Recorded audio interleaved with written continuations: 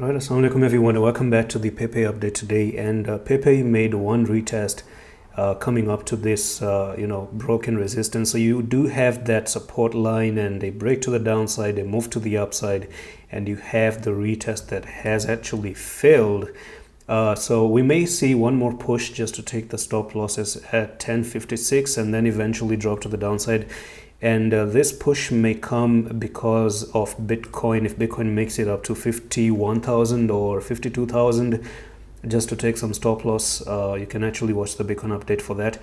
Then I think we may see just a little bit of a one more push here, because it's pretty obvious a lot of people are going to place their stop losses out there and take that stop loss and then go to the upside. Now, given that if you don't come up to 1130 and you close here and you stay above 1130, then I think this pattern is going to be terminated, and you're not going to see Pepe actually coming down towards this point. But I think it's a picture perfect opportunity, because if you look on the daily, this does look really, really, really perfect. I mean, talk about support and resistance, and a very clean support and resistance. Then this is one of those support and resistance that no one can argue about. Just look at this support there.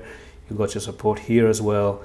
You got another support here. You had another support there, and eventually you broke down and you came up, and you finally are turning that support into the first resistance. We could actually see another back test and still fail as resistance, and then finally push down to this technical target, which is 622. The market has been up for so long, way too many times, and I also have my doubts that this is a place where people may have their stop loss. 864 is a place that a lot of people, personally I believe, may have their stop loss set, because when the market was moving up for the flag here, everyone actually thought that this is the best place to place the stop. And then yeah, the market actually did give something back.